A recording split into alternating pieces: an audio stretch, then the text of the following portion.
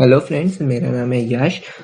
Today we are going to do standard 9 chapter 3 exogenetic processes part 1। So हमने last time देखा था endogenetic movements. Endogenetic movements क्या होता था? जो अर्थ के अंदर होता था, और एंडो मतलब अंदर और एक्सो मतलब बाहर। So what are we going to do today? Exogenetic process मतलब बाहर के जो प्रोसेस है, जो अर्थ के सरफेस पे जो प्रोसेस होते हैं, उसको एक्सोजेनेटिक प्रोसेस बोलते हैं। सो we'll start with the textbook lines first and then move on with explanations. So, many landforms are formed due to the internal movements. Many processes occurring on the Earth's surface also lead to the formation or degradation of the landforms continuously. वही मैं बोला, जो बाहर होता है उसकी वजह से भी बहुत सारे प्रोसेसेस लैंडफॉर्म्स बनते हैं हमारे अर्थ पे. So we are going to do that. External processes occur because of forces working on the Earth's surface. They are mainly solar energy, gravitational force, and kinetic energy associated with moving objects on the Earth's surface. So, solar energy हमारी sun से जो मिलती है उसे, then gravitational force जो अर्थ के centre से बाहर के क्रस्ट को खींच के रखती है, and then is kinetic energy due to flow of different materials over each other. उनके बीच में फ्रिक्शन होता है, उसकी वजह से हमें डिफरेंट लैंडफॉर्म्स मिलते हैं. So let us start with what is weathering. Breaking और weakening of rocks is a natural phenomena.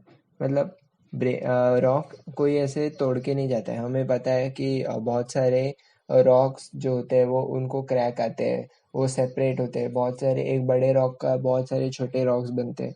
So it is a natural phenomenon, वो नेचुरली होता है. It is called weathering. Weathering can be of three types का weathering होता है. Mechanical और physical, it is known as physical also. Chemical and biological. So in today's video we are going to do the mechanical. In arid climates, mechanical weathering is dominant, while in humid climates, chemical weathering is more effective. So in arid climates मतलब जो dry climate होते हैं, जैसे desert या फिर बहुत ही dry climate जहाँ पे drought है, वैसा जो climate है वहाँ पे mostly mechanical weathering होता है. वो देखेंगे हम लोग कैसे.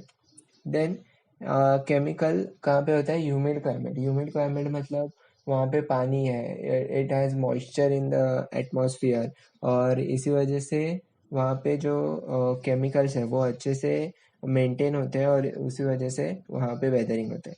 Biological weathering occurs due to living organism, क्योंकि वो बायोलॉजिकल, उसके नाम में ही है लिविंग ऑर्गेनिज्म. सो वो लिविंग ऑर्गेनिज्म की वजह से होता है. Now let's see mechanical weathering. You will notice that just as we can remove each and every layer out of onion, similarly in nature rocks undergo such a process. The exposed part of rock heats more while the inner part is comparatively cooler. As a result, the outer layer of the rock falls apart from the main rock. This is called exfoliation of rock. हमने देखा होगा बहुत सारे rock ऐसे होते हैं जहाँ पे एक रॉक होता है, वो ऑनियन जैसे लेयर्स फॉर्म करता है. और वो लेयर्स कैसे बनते हैं? उन्होंने बताया कि जो बाहर का जो सोलर एनर्जी है वो टेम्परेचर बढ़ाता है, तो बाहर की जो हीट है वो बाहर के लेयर को सेपरेट आउट करती है, और जब वो सेपरेट आउट होती है तभी इट फॉर्म्स वन लेयर, और जब वो लेयर बनता है the heat transfers to the next layer, और इसी वजह से वो लेयर पे लेयर बनते जाते हैं.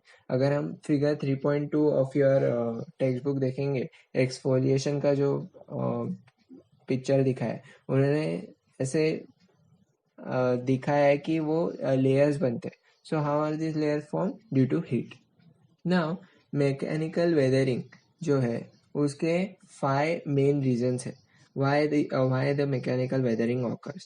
So the first reason is temperature. The minerals in the rocks expand because of the heat and contract when temperature decreases. Minerals जो रॉक में जो मिनरल्स होते हैं वो हीट के वजह से एक्सपांड होते हैं. हमने साइंस में पढ़ा है anything expands on subjection to heat. So और जब वो टेम्परेचर कम होता है तभी वो डिक्रीज होता है. Due to such continuous contracting and expanding, tension develops in the rock particles. Each mineral reacts differently to the temperature. Some minerals expand more while others do not expand as much. Consequently, the tension formed in the rock also decreases and increases. As a result, cracks develop in the rock and they break. In areas where the diurnal range of temperature is higher, weathering of this type is common in the hot desert. So, हमने देखा कि minerals जब expand होते हैं heat बढ़ती है तभी, and जब हीट कम होती है तभी वो कॉन्ट्रैक्ट होते हैं. अभी सब मिनरल्स ऐसा नहीं करते. कुछ मिनरल्स ज़्यादा एक्सपांड होते हैं, कुछ मिनरल्स कम एक्सपांड होते हैं, कुछ कहीं पे इसी वजह से जो एक्सपांशन और जो कॉन्ट्रैक्शन है जो कंटिन्यूस होता है, तो उसकी वजह से ये रॉक्स में क्रैक्स आते हैं और जो रॉक के जो अलग अलग पार्टिकल्स है वो सेपरेट आउट होते हैं. ये मोस्टली कहाँ पे होता है, जहाँ पे डायर्नल जो टेम्परेचर रेंज है वो ज़्यादा होती है. Now we will be thinking what is diurnal. Diurnal मतलब जो डे टेम्परेचर है और नाइट टेम्परेचर है, अगर उसके बीच का रेंज, मतलब अगर सुबह 40 डिग्री सेल्सियस है और रात को अगर वो 10 डिग्री सेल्सियस पे जा रहा है, then the range is very big, क्योंकि सुबह बहुत हीट है और 10 डिग्री रात को बहुत ठंड है. So that is why the mineral का जो एक्सपांशन कॉन्ट्रैक्शन है वो बहुत ही विगरस होता है ये एरियाज में. सो ऐसे एरियाज कौन से होते हैं? Arid climate. हमने देखा जस्ट पहले कि एरिड क्लाइमेट में mechanical weathering is the most prominent. So इसी वजह से यहाँ पे मैकेनिकल वेदरिंग होते हैं. Mostly found in hot desert, जैसे राजस्थान का थार डेजर्ट, उसको मरुस्थली बोलते हैं. ये वहाँ पे मैक्सिमम हमें weathering of rocks due to temperature दिखाई देता. Next reason is frost. You know that the volume of water increases when it freezes. अब ये सेंटेंस अगर आपको प्रूव करना होगा, टेक अ ग्लास में आप आइस भरो और आइस पूरा पैक करो ग्लास को, पर जब वो आइस मेल्ट होगा तभी पानी आधा ही होगा और हमने आइस पूरा भरा था पर पानी आधा ही है. So this is what explains the sentence volume of the water increases when it freezes. तो जब फ्रीज होता है तभी वॉल्यूम इंक्रीज होता है और जब वो मेल्ट होता है तभी वॉल्यूम डिक्रीज होता है. In areas where the temperature dropped below 0 degree Celsius for quite some time, the water accumulated in the cracks and crevices in the rock freezes.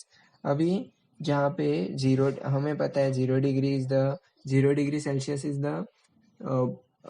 The freezing point of water. So जब temperature 0 degree Celsius के नीचे जाता है तभी हमारा water जो cracks में होता है रॉक्स के वो फ्रीज होता है. और हमने देखा कि फ्रीज हुए पानी का जो वॉल्यूम होता है वो ज़्यादा होता है. सो जब वो क्रैक्स में फ्रीज होता है तभी उसका वॉल्यूम बढ़ता है और इसी वजह से द क्रैक्स एक्सपांड. और जैसे जैसे क्रैक्स एक्सपांड होते हैं उसमें और पानी भरता जाता है. Again it expands in 0 degree Celsius और finally the rock cracks, the rock shatters. So this is how frost affects the weathering of the rocks.